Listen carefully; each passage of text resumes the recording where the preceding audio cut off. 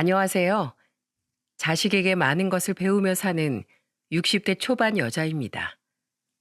저는 서울에서 막국수 집을 운영하고 있어요. 원래 회사원이었던 남편은 정년 퇴직을 한 이후엔 제 막국수 집에 나와 일손을 거들고 있죠. 그렇게 저와 남편은 젊은 시절부터 지금까지 성실하게 일하며 아들 둘을 어엿한 사회 구성원으로 키워냈습니다. 두 아들 중 저희 큰아들에겐 조금 특별한 사연이 있어요. 저희 큰아들은 제가 부모이지만서도 참 사람 대 사람으로서 배울 점이 많은 아이입니다. 저는 평소 즐겨 듣던 이곳에 답답할 정도로 착할 때도 있지만 역시 제 자랑거리인 저희 큰아들의 이야기를 해보고자 이렇게 사연을 보내봅니다.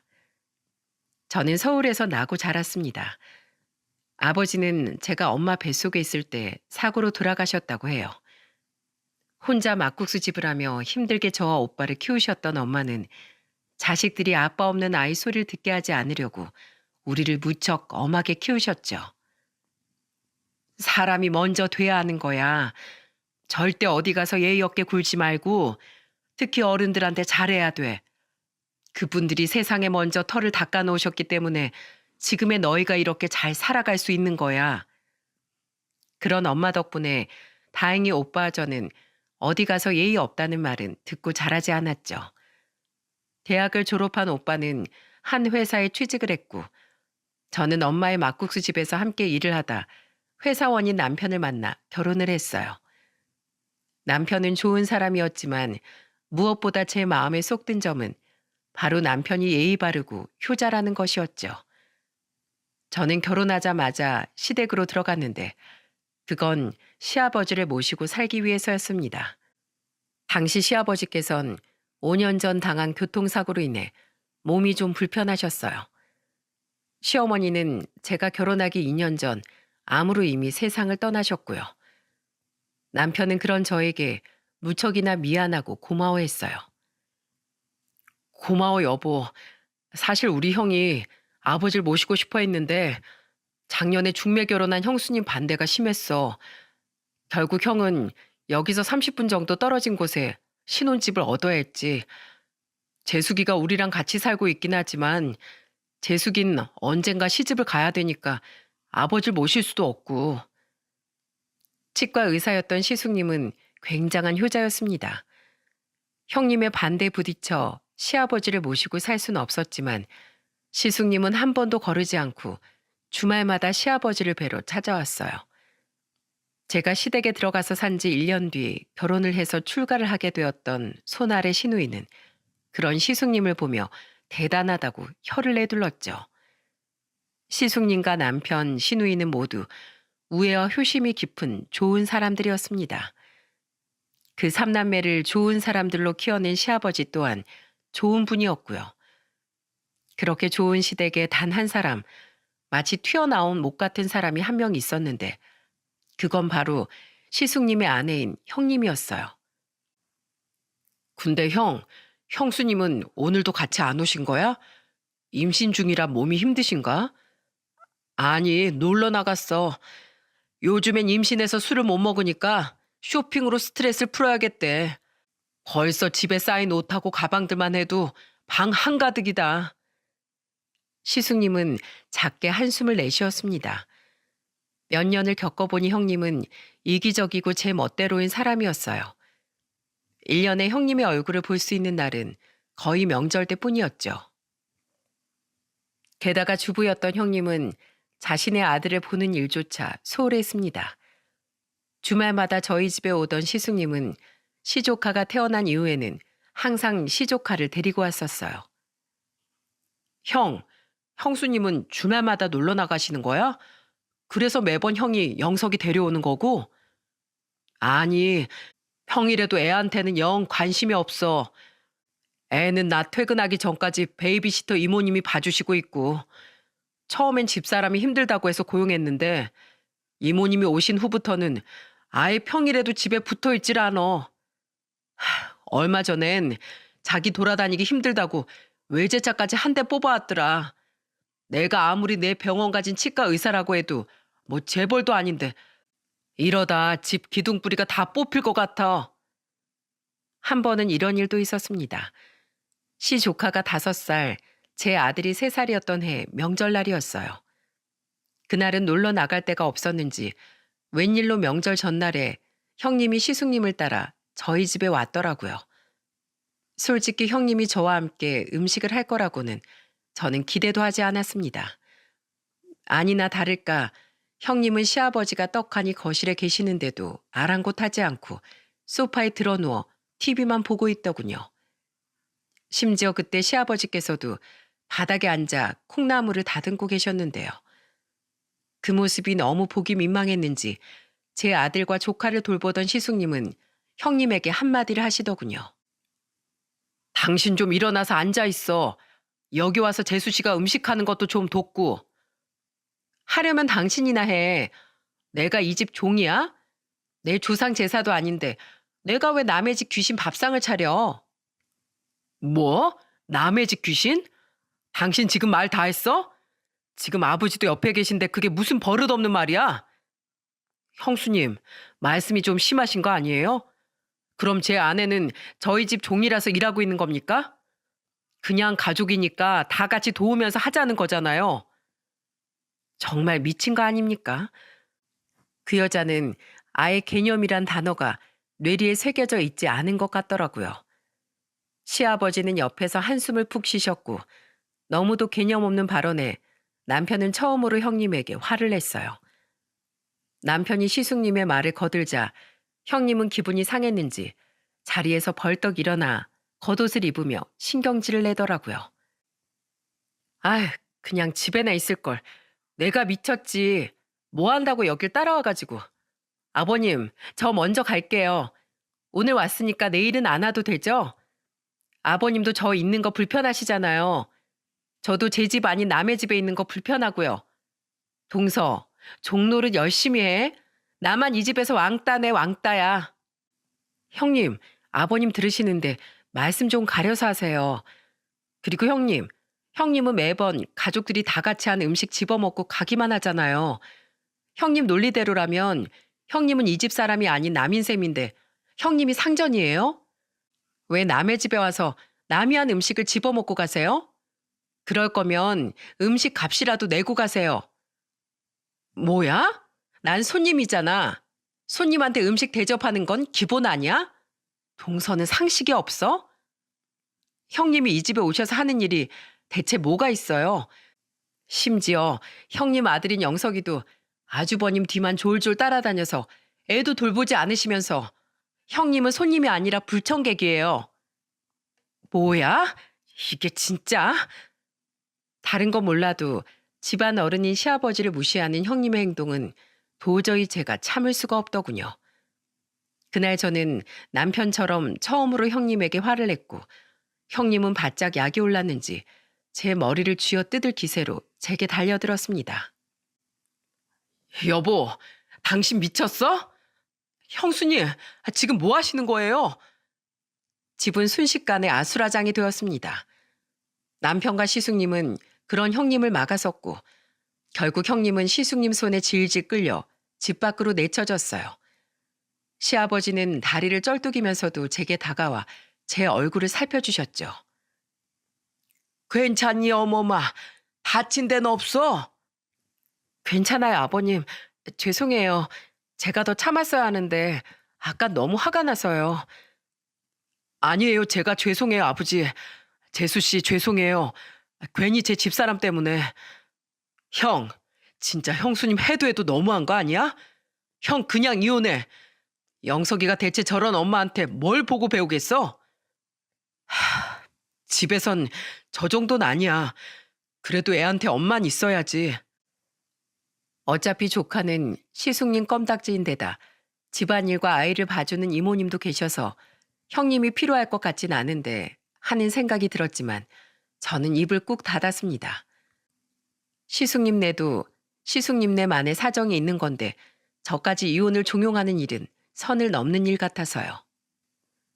다음날 이야기를 모두 들은 시누이와 시매부 또한 기함을 하더군요. 결국 저 명절날 이후 가뜩이나 몇 번 안 오던 형님은 저희 집에 완전히 발길을 끊게 되었죠. 형님을 다시 보게 된 건 그로부터 3년 뒤였습니다. 제가 결혼한 지 8년째 되던 해였죠. 그 해에 한동안 시름시름 앓으시던 시아버지께서 결국 돌아가시고 말았거든요. 그리고 그때 장례식을 치르는 3일 동안 형님은 단 한 차례 얼굴을 비췄을 뿐 시아버지 발인 때도 오지 않더군요. 자기 엄마가 영 몹쓸 사람이어서 그런지 조카는 시숙님을 무척이나 잘 따랐습니다. 시아버지께서 돌아가시고 난 뒤에도 시숙님과 조카는 한 달에 한 번씩 저희 집에 놀러 오곤 했는데 조카는 점점 더 시숙님을 닮아갔어요. 생긴 것뿐만이 아니라 말투와 행동 거지까지 말이에요. 영서가, 넌 아직 초등학교 6학년밖에 안 된 애가 어쩜 그렇게 말투가 점잖니? 너보다 2살 어린 우리 명진인 저렇게 촐싹대는데 넌 말하는 게 꼭 너희 아빠 같다. 정말요? 저희 아빠 닮았어요? 기분 좋다. 감사합니다, 작은 엄마. 영석이 넌 아빠가 그렇게 좋아? 네, 전 세상에서 저희 아빠가 제일 좋아요. 아빠 같은 어른이 되는 게 제 꿈이에요. 전 평생 아빠랑 같이 살 거예요. 하지만 평생 아빠와 함께 살겠다던 조카의 말은 결국 이뤄지지 못했습니다. 시아버지가 돌아가신 지 7년 만에 시숙님 또한 췌장암으로 그만 생을 달리하셨거든요. 내가 세상을 떠나는 건 무섭지 않아. 내가 정말 무서운 건 어린 영석이를 혼자 남겨두고 가야 한다는 거야. 성현이 너도 알잖아. 네 형수는 애한테 전혀 관심 없는 거. 지금도 봐.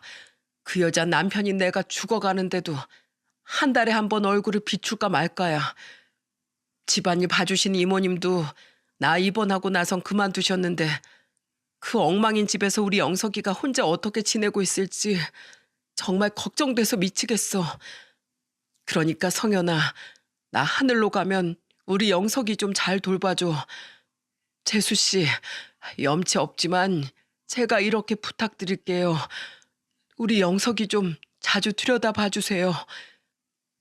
시숙님께선 자나깨나 조카에 대한 걱정뿐이셨습니다.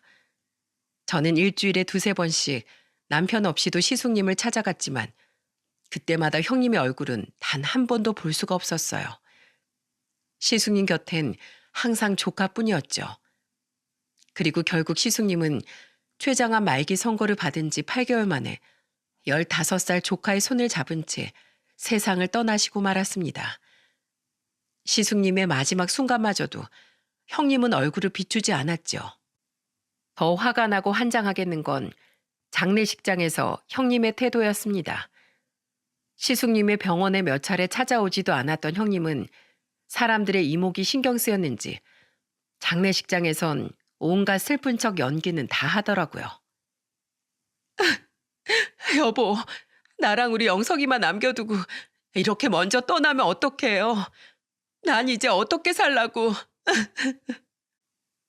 형님은 눈물을 억지로 짜내며 우는 척을 하더군요. 정말 가증스러웠습니다.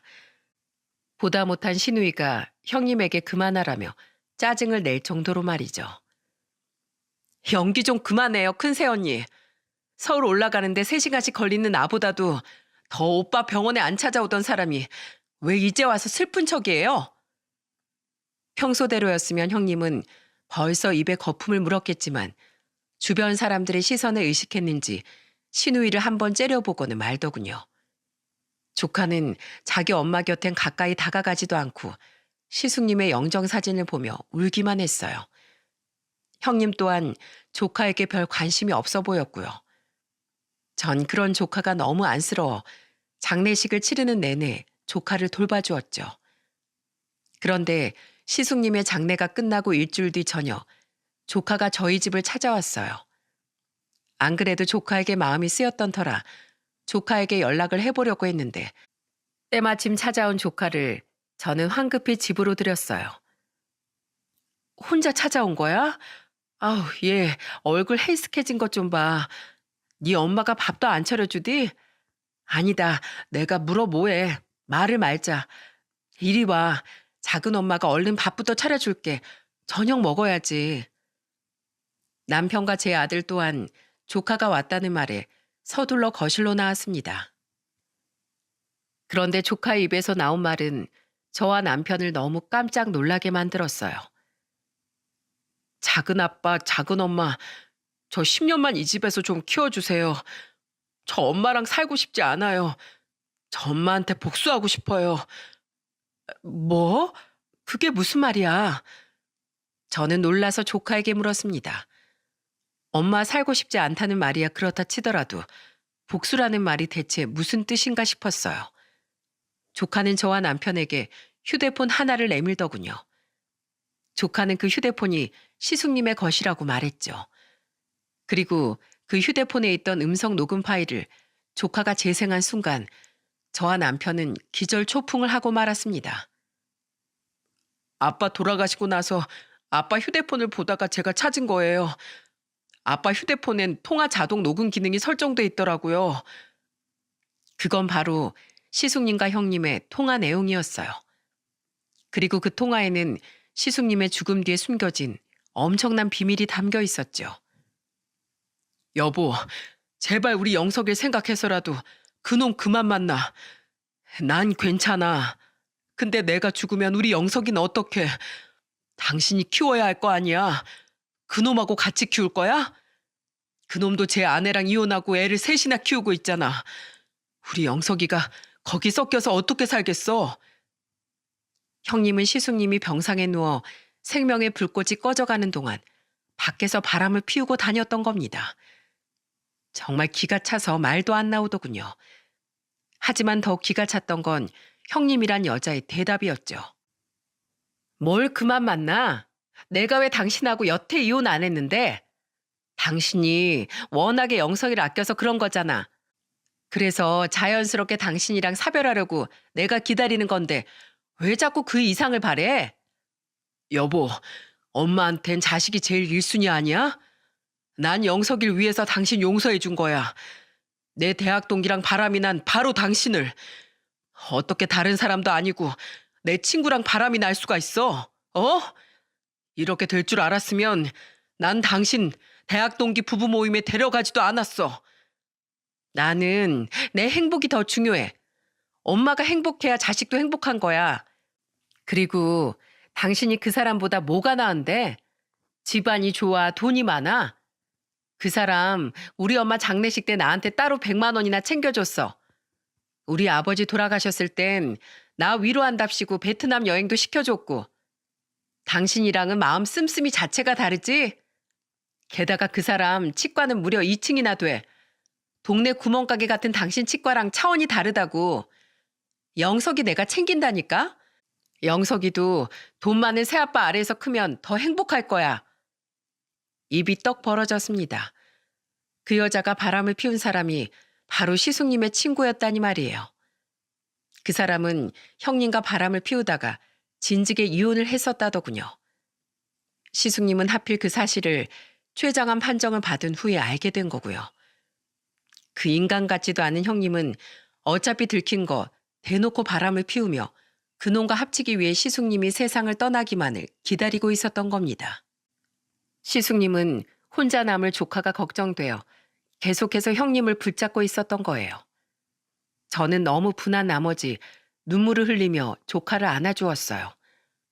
어른인 저와 남편이 들어도 이렇게 치가 떨리고 화가 나는데 자식이었던 어린 조카가 이 대화 내용을 들었을 때 얼마나 큰 상처를 받았을까 싶어 너무도 마음이 아팠거든요.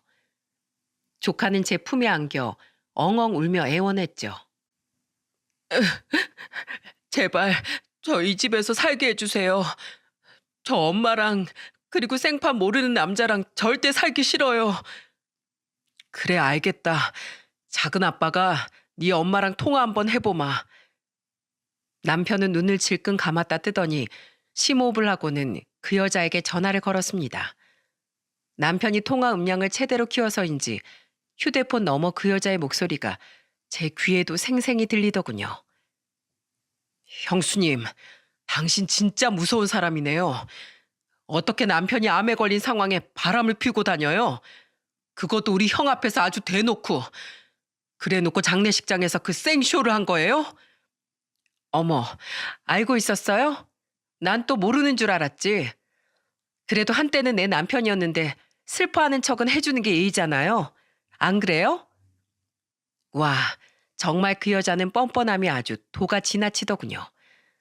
남편 또한 귀가 찬지 헛웃음을 짓더니 조카를 흘끔 바라보고는 한숨을 쉬며 말을 이었습니다.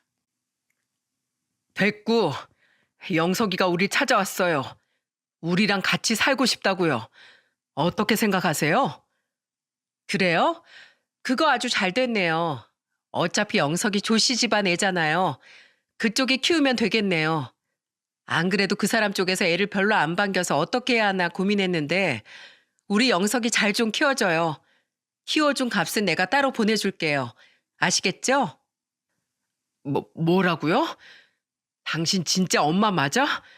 어떻게 자식을 그렇게 짐 떠넘기듯이 말할 수가 있어? 그것도 남자 때문에. 당신 인간이야? 좋게 말하려던 남편은 결국 참지 못하고 그 여자에게 소리를 지르고 말았어요. 깜짝 놀란 저는 옆에서 겁에 질린 표정으로 듣고 있던 아들과 조카를 방으로 들여보냈죠. 남편은 그 여자와 한참을 고성을 지르며 언쟁하더니 마지막엔 씩씩거리며 으름장을 놓고는 전화를 끊어버렸습니다. 그래, 내 조카 내가 데려다 키울 거야. 하지만 네 죗값은 꼭 치러야 할 거야. 알았어? 이후 우리는 조카의 짐을 싸서 우리 집으로 데려왔어요. 그 여자는 벌써부터 그놈 집에 들어가 사는 건지 코빼기도 보이지 않더군요. 그리고 남편은 그 상간남의 치과를 쳐들어갔습니다. 혹시 무슨 일이 생길까 염려가 된 저도 남편을 따라갔고요. 여기 원장 나와! 무슨 일이십니까? 남편이 고함을 지르자 그 상간남이 하얗게 질린 얼굴로 나왔어요. 얼굴만 보면 친구 마누라와 바람이 난 사람이라곤 생각지도 못할 정도로 순진하게 생긴 얼굴이더군요. 남편은 그놈을 보고 환자들과 치과 관계자들 모두가 보고 들으라는 듯 큰 소리로 떠들었죠. 아, 당신이야? 암 걸려서 세상 떠난 우리 형 마누라랑 붙어먹은 인간 말종이? 잡아댈 생각하지 마. 내가 증거도 다 가지고 왔으니까. 여러분, 이놈이 그런 놈입니다. 이런 쓰레기 같은 놈한테 치료받고 싶으세요? 저기요, 아무리 그러셔도 남의 영업장에 와서 이러시면 어떡해요? 빨리 안 나가시면 저 경찰 부릅니다. 잔뜩 당황한 표정의 그 상간남은 제 남편을 끌어내려 애쓰며 우리에게 으름장을 놓더군요. 손님들은 그 상간남을 보며 웅성거리기 바빴고요. 하지만 남편은 지지 않고 맞받아쳤죠.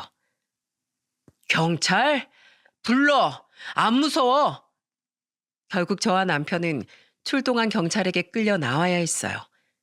하지만 남편은 거기에서 멈추지 않았고 회사에 며칠 휴가까지 내가며 매일같이 그 치과에 찾아갔습니다. 그리고 저는 그 상간남이 운영하는 치과가 있던 지역 최대 커뮤니티에 폭로글을 올려버렸어요. 형님이라고 부르기도 싫은 그 여자와 그 상간남의 실체를 말이죠. 병원 이름을 교묘하게 숨겨 법의 테두리를 벗어나지 않게끔 썼지만 그 지역을 아는 사람이라면 금방 그 치과가 어딘지 알 수 있게끔이요. 이후 그 치과는 결국 문을 닫았습니다.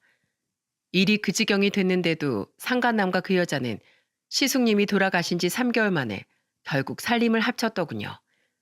그리고 그들은 동네를 옮겨 다시 치과를 개원했다고 해요. 무척이나 분통 터지고 안타까운 일이었지만 저와 남편이 그놈의 치과 의사 면허를 뺏어올 수도 없는 노릇이니 어쩔 수 없었습니다. 그저 앞으로 조카를 잘 키워내며 그 연놈들이 불행해지기를 기도하는 수밖에요. 그리고 그 여자는 약속했던 양육비도 조카 목의 시숙님의 재산도 한 푼도 내놓지 않았습니다. 전화를 걸어 따져 물었지만 그 여자는 배째라 식으로 나왔죠. 재판을 걸어 조카 목의 재산을 모두 빼앗아 오고 싶었지만 불가능했어요.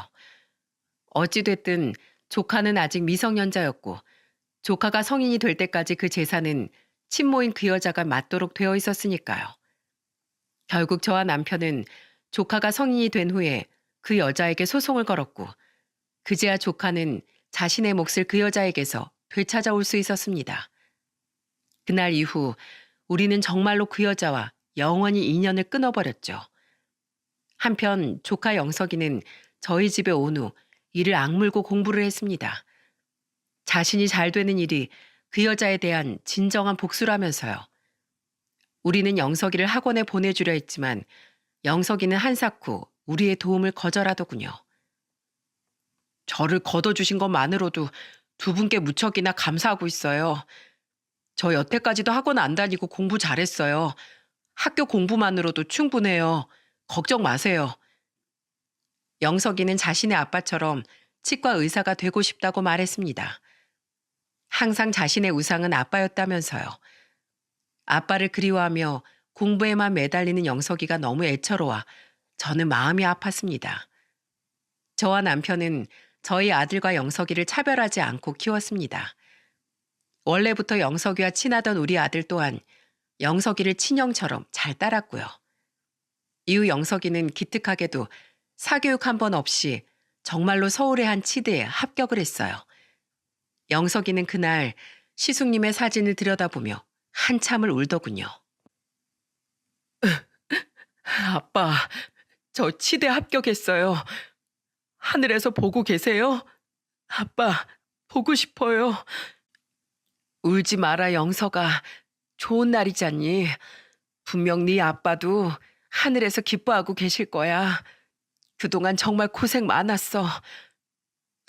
작은 엄마, 그리고 작은 아빠, 그동안 저 잘 키워주셔서 정말 감사해요. 이건 전부 두 분 덕분이에요. 해준 거라곤 먹여주고 재워준 것밖에 없건만 우리에게 고맙다며 우는 영석이를 보니 짠하기도 하고 자랑스럽기도 하더라고요. 영석이가 성인이 된 후로 우리 가족에게는 좋은 일만 가득했습니다. 성인이 된 영석이는 친모에게서 자신의 몫의 재산을 찾아올 수 있었고 영석이가 대학에 간 지 2년 뒤 저희 아들 또한 서울의 한 대학에 합격했죠. 아들은 영석이 덕분에 자신이 좋은 대학에 갈 수 있었다며 영석이를 끌어안고 방방 뛰더군요. 형, 이게 다 형 덕분이야. 그동안 내 공부 봐줘서 정말 고마워. 내 은인, 내 사랑.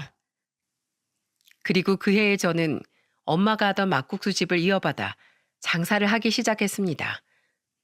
연로해지신 엄마가 저에게 그 막국수 집을 이어받겠냐며 권유를 하셨거든요. 조카 자식을 다 키워놓으니 저도 뭐라도 바깥 활동을 하고 싶다고 생각한 차라 저는 엄마에게 열심히 일을 배웠고 이듬해엔 혼자서 막국수 집을 꾸려나갈 수 있었어요.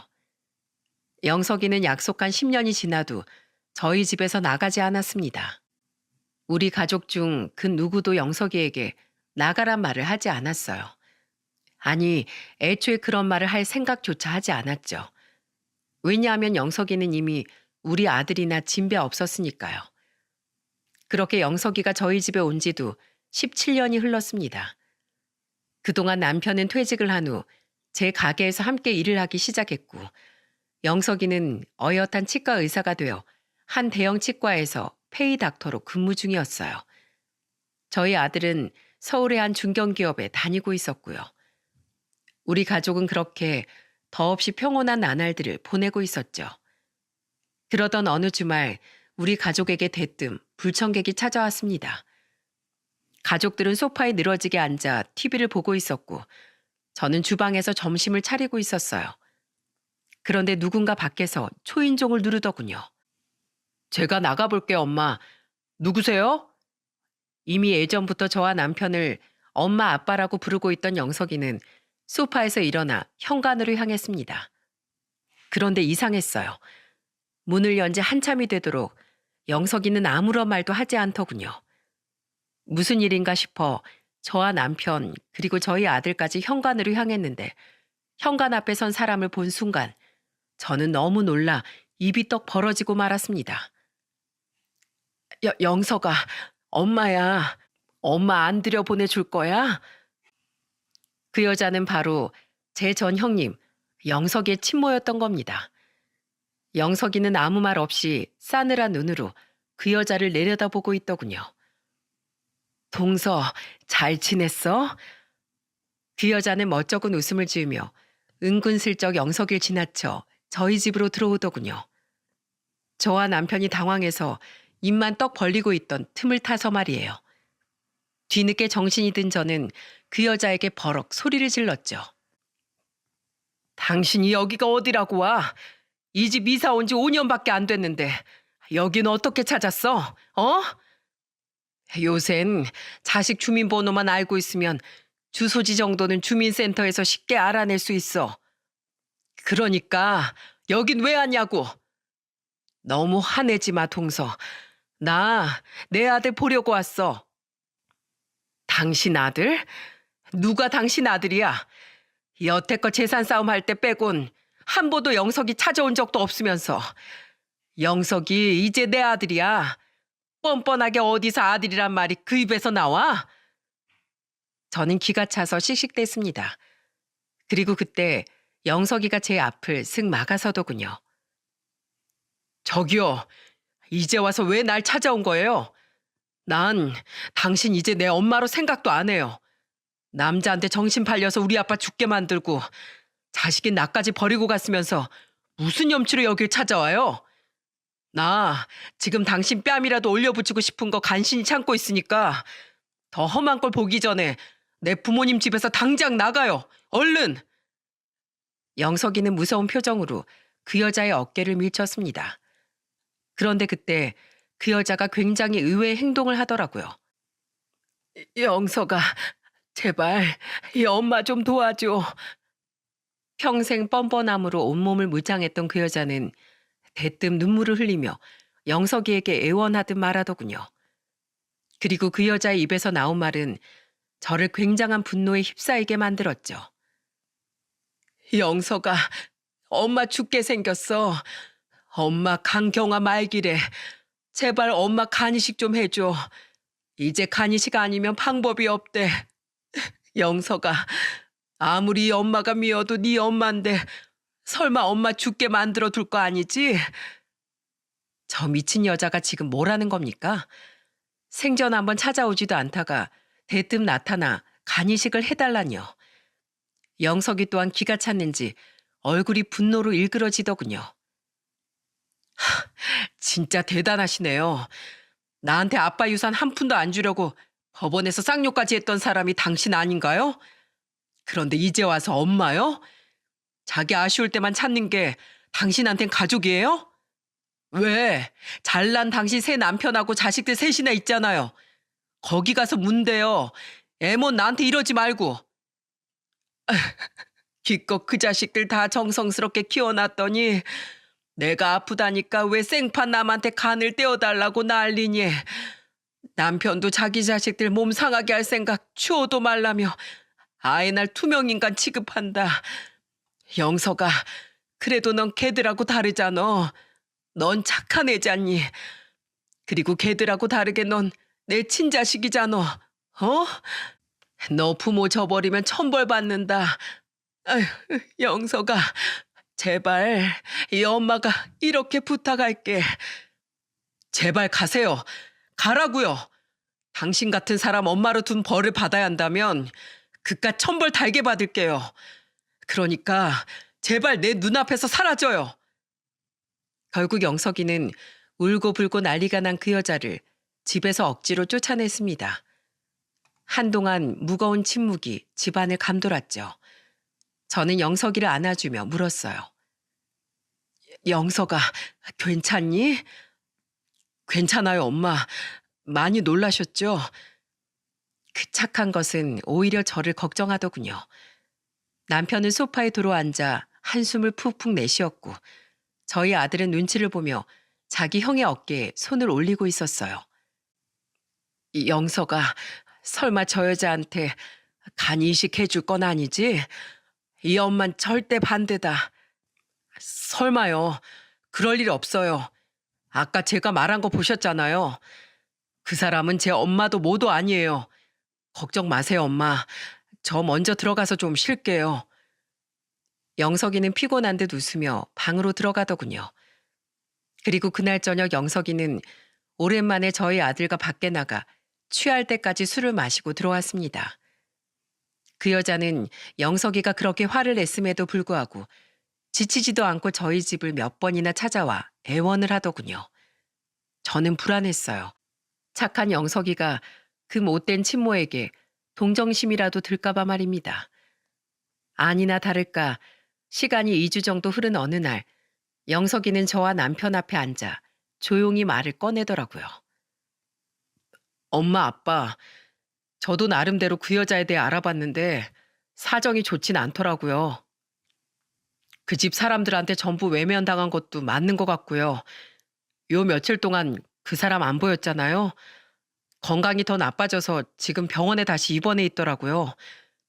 저 아무리 미워도 사람은 살려야겠죠.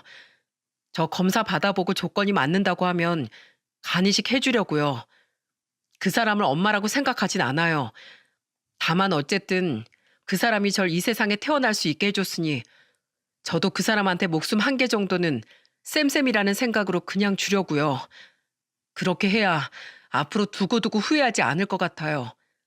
두 분이 속상하실 건 알지만 이번엔 그냥 제 뜻대로 하게 해주세요. 부탁드려요. 너무 속상해서 눈물이 나왔습니다. 하지만 저도 남편도 그런 영석의 말을 듣자 더 이상 영석이를 말릴 수가 없었어요.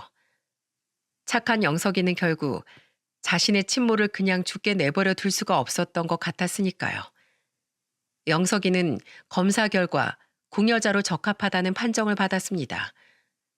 검사 결과를 들으러 영석이가 병원에 간 날, 저는 걱정이 되어 영석이를 따라갔어요. 그날 영석이는 그 여자가 입원해 있던 병실로 찾아가 그 여자에게 마지막으로 조건을 걸었죠.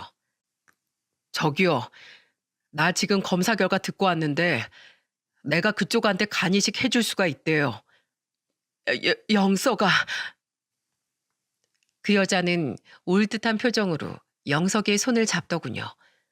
영석이는 그 손을 차갑게 뿌리치며 이렇게 말했죠. 무조건 이식해준다는 거 아니에요. 조건이 있어요. 당신, 내가 목숨 살려주는 대신 앞으로 절대 내 앞에, 아니, 우리 가족 앞에 나타나지 말아요. 혹시 이번 일로 내가 당신을 용서했다고 생각하지도 말고요. 이걸로 당신하고 난 끝입니다. 난 당신 아들 아니에요. 난 당신이 앞으로 고시원에서 살아가든 노숙 생활을 하든 더는 당신 일에 상관하지 않을 거예요. 그러니까 당신도 앞으로 나에게 아무것도 바라지 말아요. 당신은 앞으로 나한테 죽은 사람이에요. 알겠어요? 그럼 내가 염치가 있지. 너한테 뭘 더 바라겠니? 두 번 다시 네 앞에 나타나지 않으마. 고맙다 영석아. 정말 고마워. 이후 영석이는 정말로 그 여자에게 간이식을 해주었어요.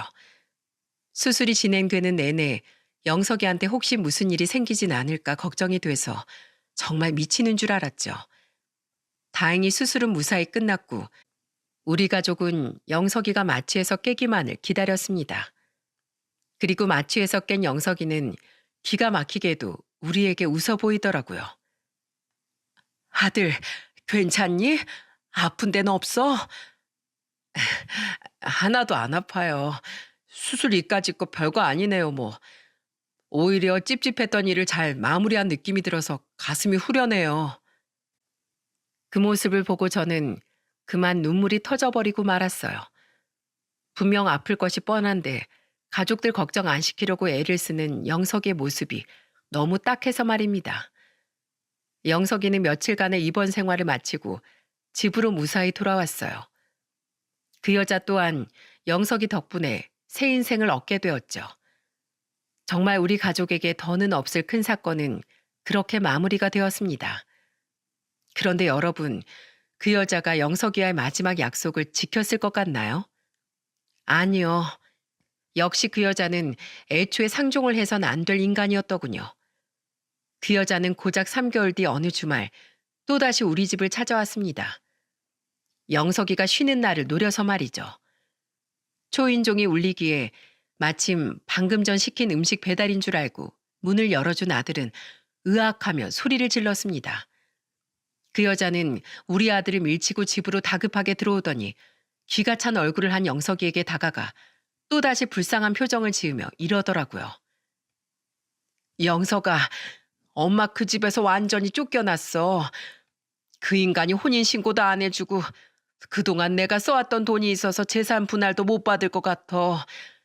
영석아, 이 불쌍한 엄마 좀 데리고 살아주면 안 될까? 너 치과 의사라며. 그럼 돈도 많이 벌 거 아니야. 내가 그래도 네 엄마인데 갈 곳 없는 이 엄마를 설마 모른 척 하진 않겠지? 어? 정말 할 말이 없더군요. 아주 기생충이 따로 없었죠. 영석이 또한 같은 마음이었는지 영석이는 그 여자를 한심한 표정으로 바라보며 이렇게 말했어요. 당신 나랑 한 약속들 잊었어요? 어? 그거. 그땐 우선 살아야 하니까. 그래서 그랬지. 아무리 그래도 어떻게 천륜을 끊니? 영석아, 난 네 엄마잖아. 어? 제가 바보였네요. 당신 같은 사람한테 약속 같은 말이나 운운하고 사람 사이 약속이나 신뢰 같은 건 지나가는 먼지만도 못하게 생각하며 살아왔으니 당신 이 모양 이 꼴로 살고 있지. 됐고 앞으로 더는 나 찾아오지 말아요. 이건 경고예요. 또 찾아오면 그땐 나도 가만히 안 있어요. 나 같은 사람이 한 번 화가 나면 얼마나 무서운 인간이 되는지 보여줄 테니까 궁금하면 어디 한번 찾아와 봐요. 내가 다른 건 다 아빠 닮았어도 딱 한 가지. 아빠처럼 무른 사람은 아니거든요. 알아들었으면 당장 꺼져요. 머리채 잡고 끌고 나가기 전에. 셋세요. 영석의 단호한 태도에 그 여자는 겁먹은 표정을 짓더군요. 그리고 정말로 새까지 센 영석이가 자리에서 벌떡 일어나자 그 여자는 그 길로 꽁지가 빠져라 집 밖으로 도망을 쳐버리더라고요. 그렇게 2년이 지났습니다. 그 여자는 그때 영석이가 한 말이 꽤나 무서웠는지 영석이가 집에 없던 시간에 딱 한 번 우리 집을 찾아왔어요. 그것도 다름 아닌 제게 돈을 빌려달라면서 말이죠. 제가 문을 열어주지 않자 그 여자는 현관문 밖에서 애원을 하더군요. 동서, 나 진짜 돈이 없어서 그래. 어? 내가 그래도 영석이 친엄마인데 영석을 봐서라도 나 한 번만 도와줘. 나 딱 빌라 전세금 정도만, 그 정도만 빌려주라. 어? 나 지금 반지하 원룸에서 지내고 있어. 아휴, 집도 너무 좁은 데다 바퀴벌레까지 나온다니까. 나 정말 거기서 살기 너무 힘들어. 그 많은 아주버님 재산들도 홀랑 다 탕진해버렸냐? 정말 한심하다 한심해. 제발 창피하니까 그놈의 영석이 엄마 소리 좀 하고 다니지 마. 경찰 부르기 전에 꺼져. 이후에도 그 여자는 한참을 집 앞에서 징징거리더군요. 잔뜩 열이 받은 전 주방에서 굵은 소금 단지를 통째로 들고 나가 손으로 그 여자에게 계속해 소금을 뿌려버렸습니다. 야, 따가워. 그만해. 저는 그 여자가 계단으로 도망을 칠 때까지 쫓아가 소금을 뿌렸어요. 결국 그 여자는 그대로 비상구로 주랭랑을 쳤고 저는 그 여자의 뒤통수에 대고 소리를 질렀습니다. 또 찾아오면 그땐 소금이 아니라 주먹이 날아갈 줄 알아. 강냉이 다 부서지고 싶으면 또 와라. 어? 그날 저는 복도에 뿌려진 소금을 쓸어내느라 한껏 고생을 하긴 했지만 그래도 속은 후련하더군요. 그리고 그날 이후 그 여자는 단 한 번도 우리에게 모습을 보이지 않았죠. 아마 그때 말한 그 반지하 원룸에서 홀로 쓸쓸히 늙어가고 있을 테지만 어쩌겠어요. 전부 자기 업보인 것을요. 그 여자가 그렇게 다녀간 날 이야기를 들은 영석이는 절 안아주며 이렇게 말하더군요. 고마워요 엄마. 혼자서 무서우셨을 텐데. 무섭긴 뭐가 무섭니? 자식 앞에선 소도 때려잡을 만큼 강해지는 게 바로 엄마인데. 넌 아무 걱정하지 마. 더는 그런 여자 때문에 상처받지도 말고. 이 엄마랑 아빠가 언제까지고 지켜줄 테니까. 걱정 안 해요. 천하무적인 엄마 아빠가 있는데 제가 무슨 걱정을 하겠어요. 그리고 그 여자한테 받았던 상처 저 이미 다 나았어요. 엄마 아빠 덕분에요. 감사해요 엄마 아빠. 형, 난 왜 빼? 나도 가족인데. 내 덕분이라고도 해줘. 듣는 동생 서운하다. 저는 영석이를 안고 눈물을 흘렸고 남편은 그런 우리를 두 팔로 끌어안았습니다. 그리고 우리 아들은 그런 우리 옆에서 자기도 껴달라며 떼를 썼죠. 지금도 영석이와 우리 아들, 그러니까 두 아들은 우리와 함께 살고 있어요. 요즘 저와 남편의 가장 큰 고민은 벌써 각각 34, 32이 된 두 아들놈이 여태껏 장가를 갈 생각이 없다는 겁니다. 영석이는 아직까지 치과 일에만 몰두하며 살고 있고 선을 보라고 해도 자기는 평생 우리와 살겠다며 고집을 부려대네요. 마음이야 고맙지만 모자란 거 하나 없는 아들놈이 부모밖에 모르니 부모된 입장에선 정말 답답하지 않을 수가 없죠. 그나마 둘째는 가끔씩 여자를 만나는 것 같긴 한데 자신은 자유로운 영혼이라는 둥, 아직은 노는 게 더 좋다는 둥, 철없는 소리만 해대고 있으니 이놈도 장가를 가긴 아직 먼 것 같네요. 그럼 독립이라도 하라고 해요. 작년에 외동딸을 시집 보낸 시누이는 심심하다며 제가 퇴근하기만 하면 자꾸만 저에게 전화를 걸어댑니다. 남편이랑 놀래도 저랑 수다 떠는 게 더 재밌다면서요. 결국 저는 그럴 때마다 시누이와 30분씩 통화를 하곤 하는데 이 나이가 되니까 할 얘기는 자식 이야기밖에 없더라고요. 독립은 무슨 둘 다 부모 품이 좋대요. 돈도 많이 버는 것들이 그 흔한 자취 로망 같은 것도 없어요. 아이고, 우리 새언니 또 이러면서 자식들 자랑하시네. 좋겠수. 효자 아들 둘이나 두셔서. 그럼 좋지요. 결혼 걱정이야 되지만서도 부모 좋다는 효자 마달 부모가 어디 있어요. 제가 아주 요새 행복에 젖어서 삽니다. 친오빠 새언니는 지금 저희 엄마를 모시며 살고 있어요. 세 사람 모두 영석이를 친조카, 친손주처럼 아껴주고 있죠.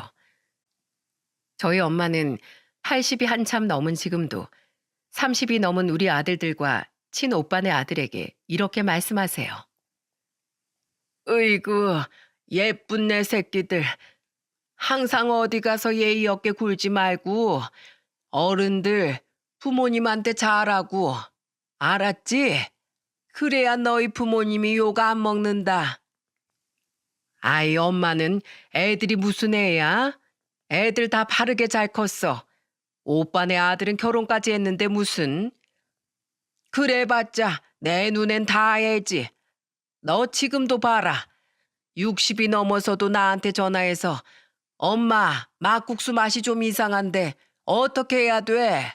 이러고 묻고 있잖니. 엄마의 말에 저는 머쓱하게 웃고 말았습니다. 저는 이렇듯 지금 아주 행복한 삶을 살고 있어요. 앞으로 제가 바라는 건 단 두 가지.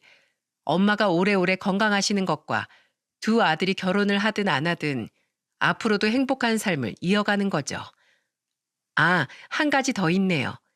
저와 남편 또한 오래도록 건강하게 자식들 곁에서 머무는 것 말입니다.